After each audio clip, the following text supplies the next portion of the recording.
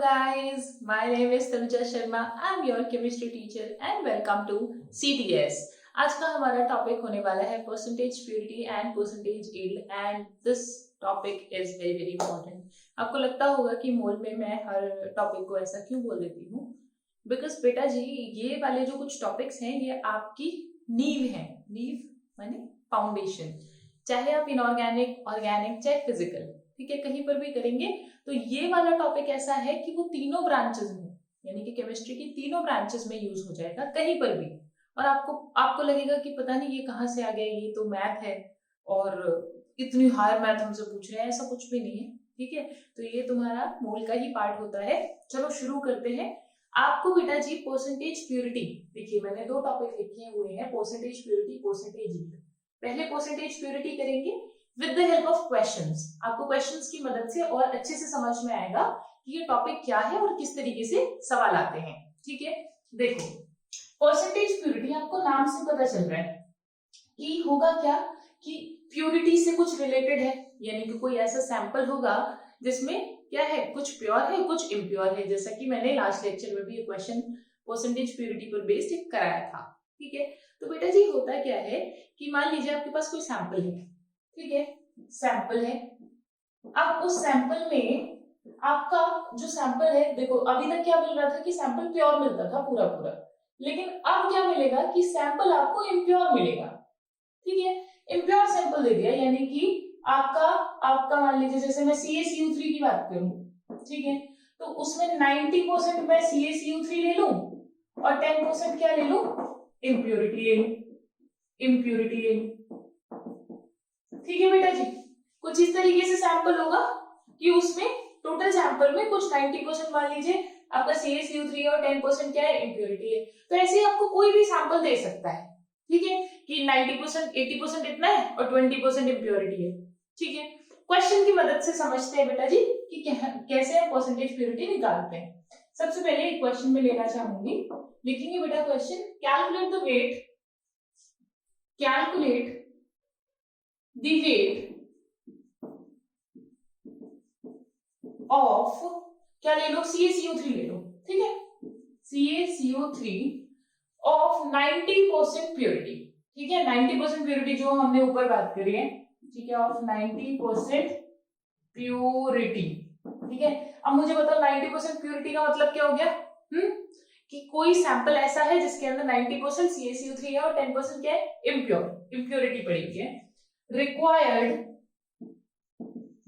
to obtain, ठीक है, required to obtain 4.48 litre CO2 at NTP, यही लिख देते हैं, ठीक है.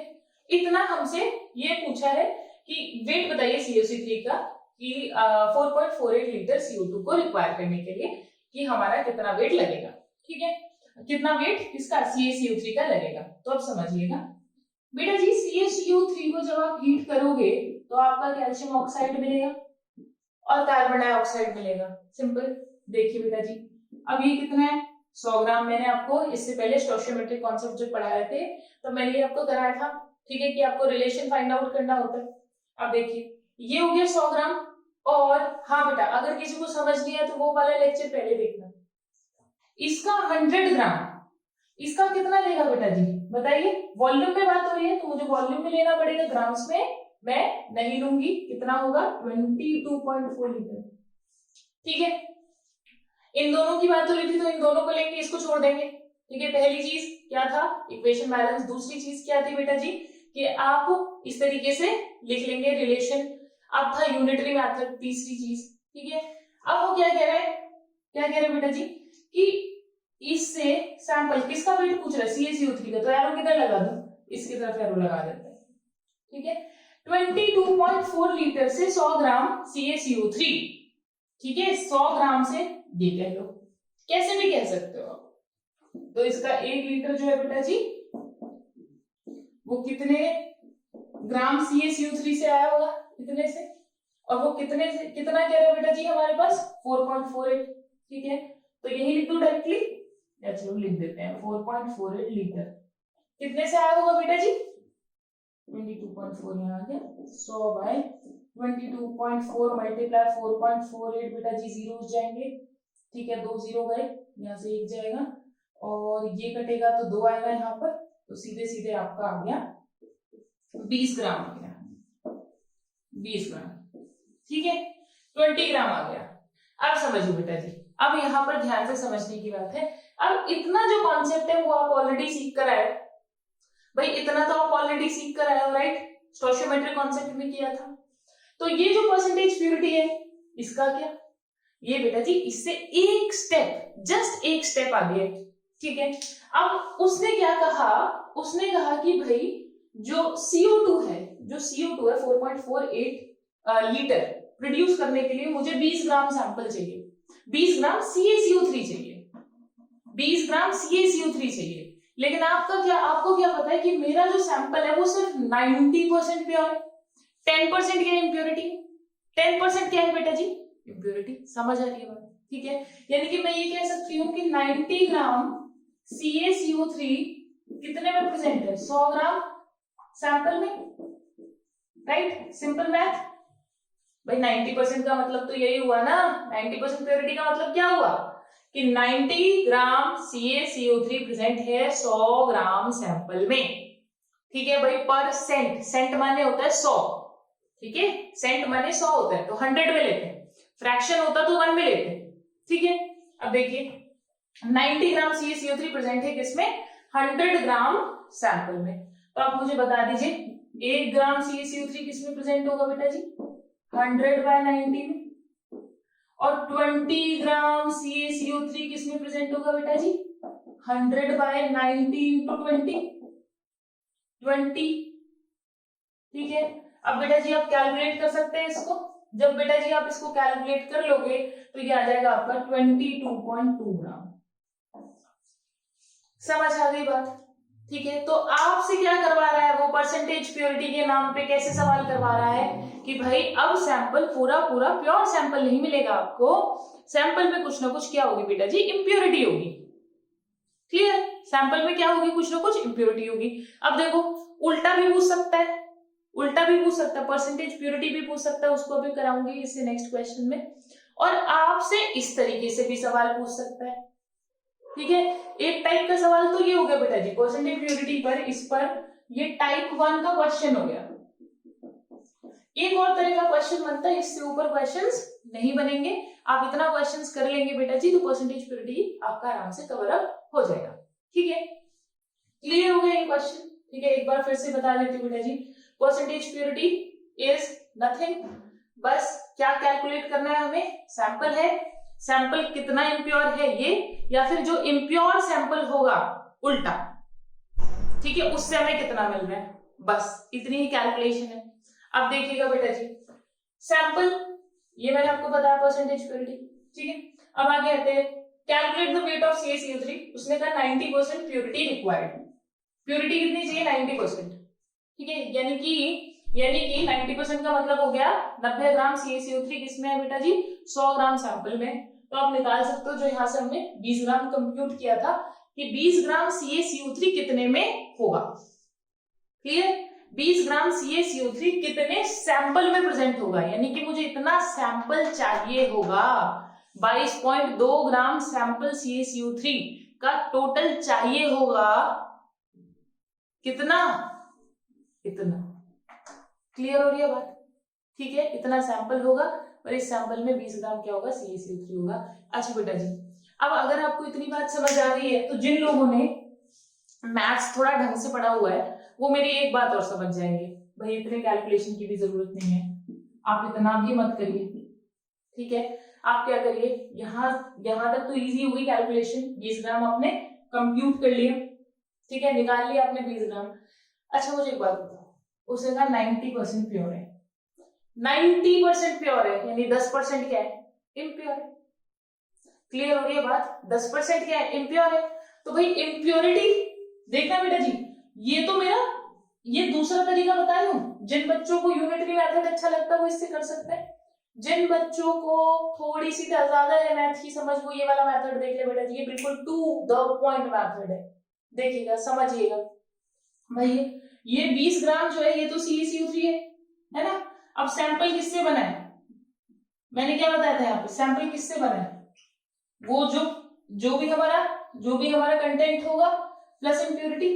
अब इसमें क्या बेटा जी, सैंपल में इसमें कुछ इम्प्योरिटी भी होनी चाहिए, राइट। अब मुझे एक बात बताओ, 20 ग्राम तो हो गया CaCO3, ये तो मुझे पता चल गया, लेकिन मुझे इम्प्योरिटी नहीं पता इम्प्योरिटी। अगर मुझे इम्प्योरिटी पता चल जाए तो मैं डायरेक्टली ऐड कर दूं इसमें और सैंपल का मेरा वेट आ जाए, राइट। तो इम्प्योरिटी पता करने के लिए देखो सवाल में क्या बना, 90% प्योर है, 90% प्योर है, यानी 10% क्या है इम्प्योरिटी, 10% क्या है बेटा जी, इम्प्योरिटी है, यानी 20 का 10% निकाल दो। भाई 20 का 10% निकालोगे अगर तो क्या आएगा, देख लो, ठीक है, 2 आएगा, 2 ऐड कर दो, कितना आ गया, 22 ग्राम आ गया, नहीं आ गया आंसर, यहाँ लिख देते हैं, कितना आ गया बेटा जी, 10% निकाल दो इसका तो कितना आया, 2 ग्राम, ठीक है, ऐड कर दो, कितना आ गया बेटा जी, 22 ग्राम आ गया। अब देखो इसमें कोई कैलकुलेशन लगी नहीं, इसमें कैलकुलेशन करनी पड़ रही है आपको, ठीक है, पर बेटा जी ये आप तभी कर पाओगे जब आपका मैथ्स थोड़ा क्लियर होगा, ठीक है। अदरवाइज आप क्या कर सकते हो, मैं एक और तरीका बताती हूँ, आप जब क्वेश्चंस की प्रैक्टिस करोगे तो अपने आप ये जो टेक्निक्स है ये डेवलप होती चली जाएंगी, ठीक है, क्लियर, ओके। अब आगे बढ़ते हैं, परसेंटेज प्योरिटी का एक टाइप का क्वेश्चन हमने कर लिया है, अगले टाइप पर आते हैं, ठीक है, चलिए इसको हटा देंगे, ओके। और बेटा जी बहुत सारे बच्चे, CBSE वाले बच्चे भी इसको छोड़ देते हैं, उनको लगता है कि ये तो है ही नहीं, इससे तो सवाल ही नहीं आते हैं, बट बेटा जी आप यही गलती करते हो, फिर जब क्वेश्चंस मर्ज होकर आएंगे, मिक्स होकर आएंगे, ऑर्गेनिक में आएंगे, जब आप प्यूरिफिकेशन मेथड सीखोगे तो फिर आपको दिक्कत आएगी बेटा। तो आपको ये क्वेश्चंस अच्छे तरीके से कर लेने हैं, एक बार करेंगे बेटा जी, और अगर आपको स्टोइचियोमेट्री आते है और इसके 2-4 फॉर्मूले, बस 2 टाइप ही तो है, ठीक है, आते हैं तो बहुत अच्छा है। देखो अब बेटा जी होता क्या है, एक टाइप का क्वेश्चन और बनता है जिसमें वो आपसे क्या पूछता है, परसेंटेज प्योरिटी पूछता है, कि सैंपल दे दिया, सैंपल कितना परसेंट प्योर है, ठीक है, ये पूछ लेगा कितना परसेंट प्योर है, ठीक है। तो परसेंटेज प्योरिटी अगर आपको निकालनी हो बेटा जी, तो आप क्या करेंगे, यहां लिखेंगे total mass of the sample, ठीक है, टोटल मास ऑफ सैंपल, इसका मतलब समझ लो, सैंपल तो भाई प्योर इम्प्योर दोनों होगा, उसमें कुछ परसेंट प्योर होगा, कुछ परसेंट इम्प्योर होगा, राइट। ये तो हो गया हमारा total mass of sample, impure नहीं लिखेंगे बेटा जी, वरना फिर कई बच्चे इम्प्योरिटी उठा के रखने लगते हैं, वो गलत हो जाता है। आप क्या रखेंगे, सिर्फ टोटल मास ऑफ सैंपल की बात हो रही है, सैंपल में कुछ पार्ट प्योर है, कुछ पार्ट इम्प्योर है, ठीक है। अब आते हैं ऊपर, mass of pure sample, pure sample का मास रखना है बस, ठीक है, कितना परसेंट प्योर है उसका मास क्या है, सिर्फ वही जाएगा। अच्छा तो अब आप मुझे विद्वान बनते हुए ये बात तो बता ही सकते हैं कि इन दोनों में से कौन हमेशा ज्यादा होगा, बताइए, सोचिए, इन दोनों क्वांटिटीज में से कौन हमेशा ज्यादा होगा, सोचो सोचो यार, इसमें तो सिर्फ प्योर आ रहा है, इस सैंपल में क्या है, प्योर इम्प्योर दोनों आ रहा है, यानी ये वाली क्वांटिटी हमेशा क्या होगी बेटा जी, लार्ज होगी, और ये वाली क्वांटिटी हमेशा क्या होगी, स्मॉल होगी। तो अगर मान लीजिए डायरेक्टली क्वेश्चन आ जाए, सीधा सीधा दे दे आपको, डायरेक्टली परसेंटेज प्योरिटी पूछे, ठीक है, तो इतना ध्यान से पढ़ने की जरूरत नहीं है, जैसे बच्चों को ध्यान से पढ़ना पड़ता है ना, कि भैया प्योर का कौन सा, इम्प्योर का कौन सा, कई बार वो एक्चुअल भी दे देता है, एक्चुअल थ्योरेटिकल दे देता है, मतलब लैंग्वेज में थोड़ा चेंज कर देगा, ठीक है, तो उसमें कंफ्यूज मत होना, नीचे हमेशा क्या आ जाएगा बेटा जी, लार्ज वाला जो नंबर होगा वो नीचे आएगा, जो स्मॉल वाला नंबर होगा वो ऊपर आएगा, ठीक है, तो परेशानी लेनी ही नहीं, डायरेक्टली आप कर सकते हैं, ठीक है। चलिए अब आगे चलते हैं, परसेंटेज प्योरिटी का फॉर्मूला मैंने बता दिया, क्वेश्चन देख लेते हैं बेटा जी। क्वेश्चन, एक क्वेश्चन लिया बेटा मैंने जिसमें मैंने काफी सारे कॉन्सेप्ट कवर किए हैं, ठीक है। एक टाइप का क्वेश्चन तो ये समझ में आया बेटा जी, डायरेक्टली दे देगा आपको, तो परसेंटेज प्योरिटी आप सीधा सीधा निकाल सकते हैं, ठीक है। एक क्वेश्चन देखिए, आपके पास 12.5 ग्राम है, ठीक है, सैंपल है ऑफ NaHCO3 का, ठीक है, कौन है बेटा जी, बताओ, हाँ, खाने का कि धोने का, मतलब कि खाना सोडा या धोने का सोडा, खाना सोडा, ठीक है। बताइए वॉशिंग सोडा है या बेकिंग सोडा है? Washing soda, right. हाँ, बताओ फिर कौन सा सोडा है? अच्छा, इसका जो मोलर मास है वो है 84, ठीक है। बताना मुझे कौन सा वॉशिंग सोडा होता है, कौन सा बेकिंग होता है। ऑन हीटिंग, देखिए बेटा जी, हमारे पास ये सैंपल है, ठीक है। अगर आप इस सैंपल को हीट करेंगे तो आपको क्या मिलेगा बताइए, सोचो क्या मिलेगा। कार्बन डाइऑक्साइड मिलेगी एक तो, और क्या मिलेगा, Na2CO3 मिलेगा, ठीक है। Na2CO3 और क्या मिलेगा, कार्बन डाइऑक्साइड। तो बेटा जी Na2CO3 की बात हम बाद में करेंगे, अभी मतलब वो क्वेश्चन में नहीं देती हूँ मैं, अभी मैं ले लेती हूँ ऑन हीटिंग गिव्स 3 ग्राम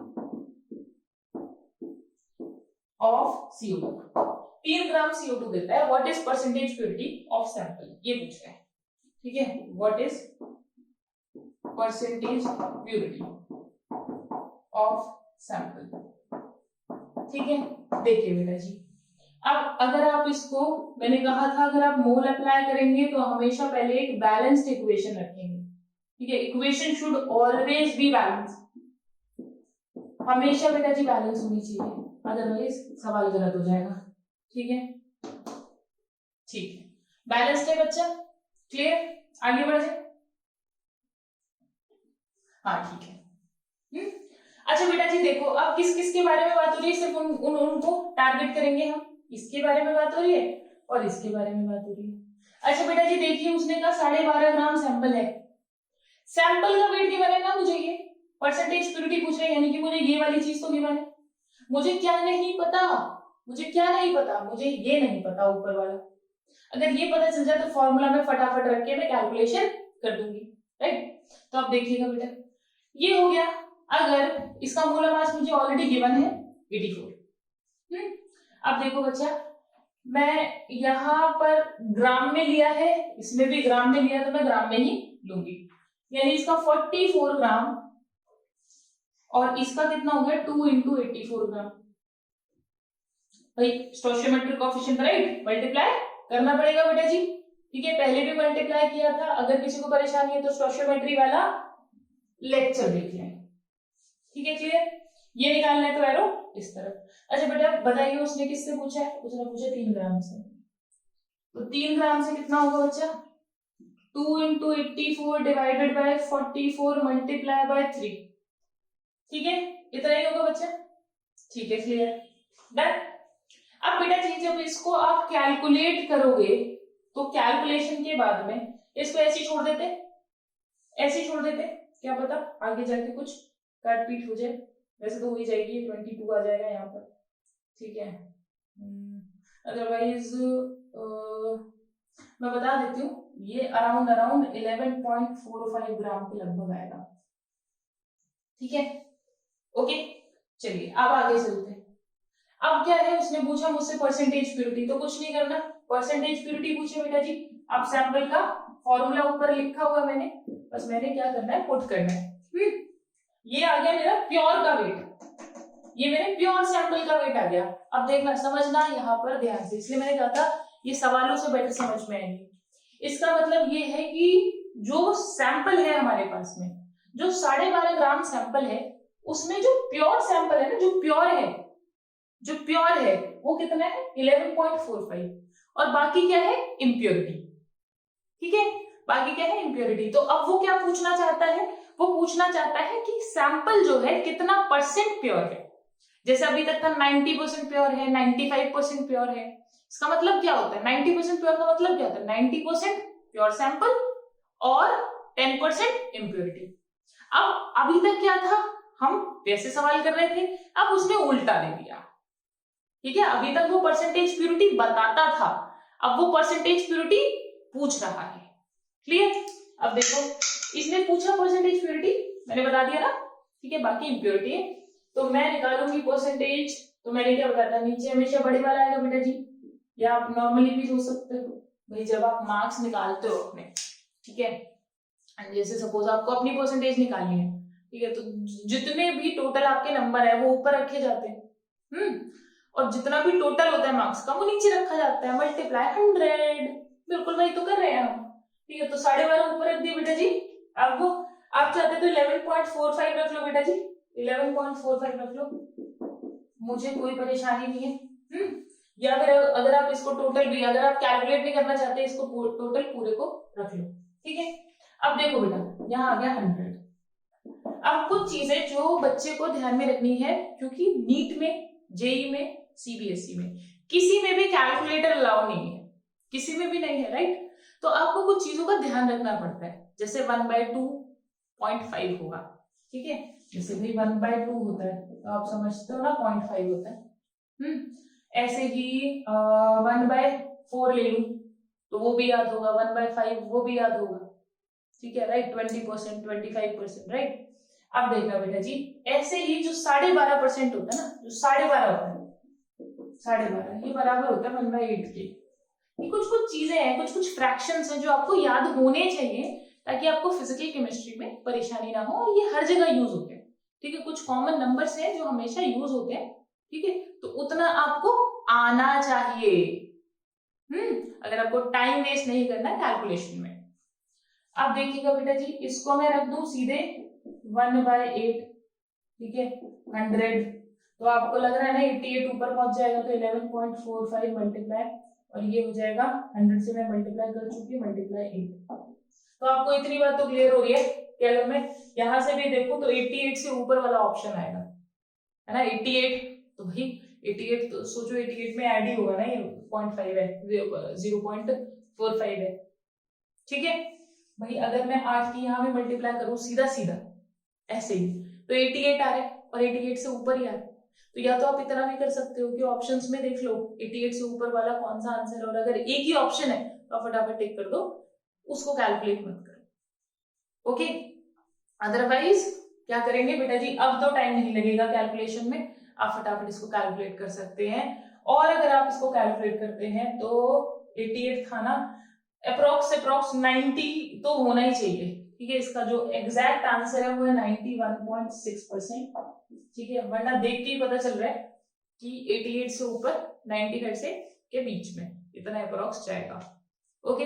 ये आइडियाज बेटा तभी लगेंगे जब आप प्रैक्टिस ज्यादा करोगे फिजिकल केमिस्ट्री के क्वेश्चंस, ओके। अब हमने ये परसेंटेज प्योरिटी के क्वेश्चंस कर लिए। मैंने आपको दो तरीके के क्वेश्चंस बता दिए। एक टाइप का जो क्वेश्चन है वो मैंने लास्ट ऑस्टियोमेट्री में कवर अप किया था, ओके। अब देखिएगा दो टाइप के कैसे, एक में परसेंटेज प्योरिटी पूछ ले वेट देकर, और उल्टा कैसा बेटा जी, आपको परसेंटेज प्योरिटी दे दे और सैंपल का वेट पूछ ले, ऐसे ऐसे, ठीक है। इन दोनों में से कुछ पूछ ले, ये दे दे, या फिर ये दोनों दे दे, ये पूछ ले, क्लियर। ये दो टाइप के सवाल हैं। अब आगे बढ़ते हैं बेटा परसेंटेज यील्ड पर। परसेंटेज यील्ड आपको लैब में भी निकालनी पड़ती है, जो बच्चे प्रैक्टिकल्स ढंग से करते हैं बेटा जी मैंने भी क्या नाम ले लिया इस बार, तो कोई प्रैक्टिकल ही नहीं हो तुम्हारे, तो वैसे भी कहाँ बच्चे करते हैं, कॉपी होती है वो तो, राइट। कॉपी होता है किसने सबसे अच्छा लिखा है, किसकी जो कैलकुलेशंस है वो सही है। कई बार लास्ट ईयर की कॉपी से भी चेपा जाता है कि कौन कैलकुलेट करेगा, जो पिछले साल की फाइल है वो निकाल लो, उसमें पीछे से देख लो। हमें ये अवसर नहीं मिला बेटा, क्योंकि वो ऐसा होता है ना, फाइल को फाड़ के फेंक देते हैं, ठीक है, कुछ रख देते हैं दूर, ठीक है, और वैसे भी ध्यान रखना पड़ता है, ओके। अब देखो बेटा जी परसेंटेज यील्ड, इसको मैं हटा दूं, प्योरिटी हो गया हमारा। अब क्या बचा है, एक टारगेट बचा है परसेंटेज यील्ड। बहुत ही इजी है, बहुत ही आसान है, सिंपल एक फॉर्मूला है, बट आपको ये चीज समझनी पड़ेगी बेटा जी कि परसेंटेज यील्ड की जरूरत कहाँ पड़ती है हमें। जैसे कि हुआ ये कि मैं बताती हूँ, जैसे आप कोई एग्जाम देकर आए, ठीक है, अब आपने एग्जाम दिया, अब आपको ये एक्सपेक्टेड है कि मेरे इतने मार्क्स आ जाएंगे, ठीक है। तो आपके पास एक होते हैं आपके एक्सपेक्टेड मार्क्स, एक्सपेक्टेड मार्क्स। मान लीजिए आपने एक्सपेक्ट किया कि मेरे 500 मार्क्स आ जाएंगे, ठीक है, ठीक है, आउट ऑफ 600 आपके 500 आ जाएंगे। लेकिन जो एक्चुअल मार्क्स आते हैं, जो एक्चुअल मार्क्स आते हैं वो क्या होते हैं, हम तो जनरली ज्यादा ही काउंट करके चलते हैं, उससे थोड़े बहुत कम आते हैं, ठीक है, उससे थोड़े बहुत कम आएंगे, थोड़े बहुत ज्यादा आएंगे। तो मान लीजिए इसके थोड़े मार्क्स कम आ गए, ठीक है, कम आ गए, 450 आ गए, 50 नंबर कम आए। ठीक है, अब देखो देयर इज अ डिफरेंस ना, there is a difference. Expected और एक्चुअल में क्या होता है बेटा जी, डिफरेंस होता है। अब यहाँ पर एक चीज समझिए, या फिर मैं बोल सकती हूँ थ्योरेटिकल में, थ्योरेटिकल, ठीक है, कि आपने थ्योरेटिकल ये सोचे थे, थ्योरेटिकल ये सोचे थे, थ्योरेटिकल मान लो इसको, थ्योरेटिकल, ठीक है, आपने थ्योरेटिकल ये सोचे थे और एक्चुअल में आपके 450 मार्क्स आए, ठीक है, बट आने उतने चाहिए थे, ठीक है, अगर उतने टोटल आते तो आप 100% क्या होते, एक्यूरेट हो जाते, सही हो जाते। अब यही सेम चीज क्या होती है बेटा जी, लैब के अंदर होती है। कैसे, जब हम लैब में कोई भी प्रैक्टिकल करते हैं तो हम क्या करते हैं बेटा जी, सैंपल हमारा आता है, बनता है, ठीक है। अब हमारी जो कॉपी में कैलकुलेशंस होती है, मान लीजिए जैसे स्टोशियोमेट्री वाला कॉन्सेप्ट था, स्टोशियोमेट्री में टोटल इतने से इतना बनना चाहिए, है ना, था ना, इतने से इतना बनना चाहिए, ये कौन कह रहा है, ये कैलकुलेशंस कह रही है, ठीक है। लेकिन जब आप एनवायरमेंट में जाते हो, जब आप प्रैक्टिकल करते हो तो यील्ड कुछ कम आती है। क्यों कम आती है बेटा जी, हमने बाकी सारे फैक्टर्स तो काउंट किए ही नहीं ना, जब हम मोल कॉन्सेप्ट से या अपनी कॉपी में कैलकुलेशन कर रहे थे तो हमने कॉपी के अकॉर्डिंग किया, मैथ्स के अकॉर्डिंग किया, ठीक है। लेकिन जब हम एक्चुअली लैब के अंदर जाकर करते हैं तो टेम्परेचर फैक्टर भी है, प्रेशर फैक्टर भी है, प्लस हमारी जो लापरवाही है वो फैक्टर भी है, ठीक है। वो फैक्टर तो सबसे बड़ा है कि हाँ हमने सैंपल ही एग्जैक्टली मेजर नहीं किया था, या किसी ने धक्का मार दिया था, हमारा थोड़ा सैंपल नीचे गिर गया था। मेरी बात समझ लो कि सैंपल एग्जैक्ट उतना गया ही नहीं कि वो उतने परसेंटेज देता। तो हमारी जो वैल्यूज हैं, जब हम ह्यूमंस हैं, हम वी मेक एरर्स, गलतियां हम करते हैं बेटा जी, तो वो जो गलतियां हैं वो तो हमने काउंट करी नहीं, वो तो हमने क्या किया, कॉपी पे एक्चुअल में इतना होना चाहिए, लेकिन होता क्या है उससे कुछ और, रियलिटी कुछ और है और होना कुछ और चाहिए था, जो हमारे सबके लाइफ में होता है, ठीक है, बिल्कुल वही। तो क्या कहता है वो परसेंटेज यील्ड, क्या कहता है कि कितना होना चाहिए था, कितना तुमने किया है, ठीक है, उसके बीच में परसेंटेज निकाल दो, यही है परसेंटेज यील्ड। जरूरत क्यों पड़ी बेटा जी, क्योंकि हमने एक तो निकाला था थ्योरेटिकल, कैसे, कॉपी पे करके, एक था हमारा एक्चुअल जो हम लैब में गए तब हमने किया, ठीक है। तो दो यील्ड आ गई, तो हमने क्या किया, दोनों के बीच में हम क्या कर रहे हैं बेटा जी, परसेंटेज निकाल रहे हैं, यही क्रिया है हमारा परसेंटेज यील्ड है। ओके, चलो क्लियर हो गया होगा। अब इसका फॉर्मूला है और क्वेश्चंस है, ज्यादा कुछ है नहीं बेटा इसमें, ठीक है। परसेंटेज यील्ड में लिख सकती हूँ, परसेंटेज यील्ड मैं लिख सकती हूँ actual yield, actual yield, actual में कितनी है, एक्चुअल में कितनी आई है, लैब में जब आप गए तो कितनी आई, डिवाइडेड बाय जब आपने कॉपी पर थ्योरेटिकल यील्ड।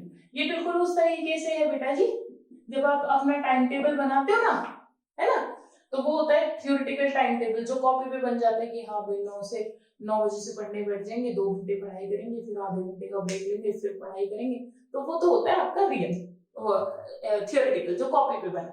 और एक्चुअल क्या होता है कि 9 बजे तुम उठे ही नहीं हो, वो एक्चुअल है, क्लियर। ओके, अब आते बेटा क्वेश्चन। मैंने रिएक्शन ले ली है, कैल्शियम ऑक्साइड और HCl, तो क्या बनेगा, CaCl2 बनेगा, ठीक है। और क्या बनेगा बेटा जी, आपका वाटर बनेगा। आप लोग फटाफट से इसको बैलेंस करिए। अब उसने गिवन है कि when 1.4 gram of CaO is reacted with HCl, जब वो HCl से रिएक्ट करता है तो 2.20 ग्राम of CaCl2 फॉर्म, इतना CaCl2 फॉर्म होता है, ठीक है। कैलकुलेट, यहां लिख लेते हैं, calculate percentage yield of product, product का परसेंटेज यील्ड निकालिए, ठीक है, क्लियर। अब देखिएगा बेटा जी, यहां कितना है, इन दोनों के बीच की बात हो रही है, बाकी हम कुछ नहीं करेंगे, दोनों के बीच में ग्राम्स की बात हो रही है बेटा जी, 1.4 ग्राम रिएक्टेड विद HCl, ठीक है बिल्कुल ठीक है। हाँ, इन दोनों की बात हो रही है तो सिर्फ इन दोनों को लेंगे। अब यहाँ पर समझिए बेटा जी, कि इसका 56 ग्राम, इसका 111 ग्राम। मुझसे क्या पूछ रहा है बेटा जी? परसेंटेज यील्ड पूछ रहा है। अब देखो इतना फॉर्म होता है, इतना फॉर्म होता है, ये क्या है बेटा जी? ये उसने एक्चुअली बता दिया कि लैब में जो है वो इतना फॉर्म होता है, यानी कि मुझे एक्चुअली यील्ड मिल गई। ठीक है, अब मुझे कॉपी वाली यील्ड, जो कॉपी पे मैं कैलकुलेशन करके निकालती कि भाई अकॉर्डिंग टू दिस मेजरमेंट जितना हमने वेट लिया है तो उतना बनना चाहिए, वो अब हम फाइंड आउट कर लेते हैं कि अगर इसका 1.4 ग्राम लिया जाए तो कितना CaCl2 बनेगा। देखिएगा बेटा जी, कैल्शियम ऑक्साइड है CaCl2, 56 ग्राम से कितना मिला? 111 ग्राम। तो 1.4 ग्राम से कितना मिलेगा? 111/56 1.4 मल्टीप्लाई। ठीक है, तो देखिएगा बेटा जी कितना बनेगा? 2.775 ग्राम। इतना CaCl2 अकॉर्डिंग टू 1.4। जब आपने एग्जैक्टली 1.4 लिया है तो इतना बनना चाहिए, पर बनता कितना है? इतना। वही जो टाइम टेबल के साथ होता है आपके, ठीक है, बिल्कुल वही, एग्जैक्टली वही। और आपके क्या मेरे साथ भी होता है। तो जब आप परसेंटेज यील्ड निकालेंगे तो एक तरीका तो आप ऐसे देख लीजिए बेटा, इतना बनना चाहिए था। ठीक है, 2.775 बना कितना? इतना मल्टीप्लाई 100। ठीक है, क्लियर। और बेटा जी जब आप इसको कैलकुलेट कर लेंगे, कैलकुलेट करके आप मुझे आंसर बता सकते हो, बता देना और मैच भी कर लेना। क्लियर। अच्छा, अब एक और चीज का ध्यान रखिएगा बेटा जी, यहाँ पर वो क्या थी? वो ये थी कि जो मैंने आपको वहां बताया था कि भैया ऊपर छोटी, जो छोटा स्मॉल नंबर है, नीचे लार्ज नंबर, तो उसकी हेल्प से आप थोड़ा जल्दी भी क्वेश्चन को कर सकते हो। आई होप आपको परसेंटेज यील्ड और परसेंटेज प्योरिटी समझ आया होगा। अगर कोई भी प्रॉब्लम है तो मुझे आप कमेंट सेक्शन में बता सकते हो। And I have a request for you कि अगर तुम ये चैनल को शेयर कर सकते हो बेटा अपने दोस्तों के साथ में, उनको भी बता सकते हो, and that would be good. Okay, क्योंकि चैनल भाई हम तो मेहनत सभी के लिए करते हैं ना। ओके, तो बच्चों तक पहुंचना भी चाहिए चैनल, और अभी तो रिकमेंडेशन ही ऐसी है कि बच्चों तक वो चैनल ही नहीं पहुंचता। ठीक है, ड्यू टू दिस कि ऑलरेडी चैनल्स जो है वो बहुत ग्रो कर चुके हैं। तो अभी ये नया चैनल है, अगर आपको कंटेंट अच्छा लगता है तो प्लीज अपने दोस्तों के साथ शेयर करिए। Okay, and I don't think बहुत ज्यादा एक्सप्लेनेशन की जरूरत है। ओके, सो मैं चलती हूँ, अब मैं मिलूंगी आपसे अगले लेक्चर में। पढ़ते रहिए, आगे बढ़ते रहिए और बहुत सारा खुश रहिए। बाय।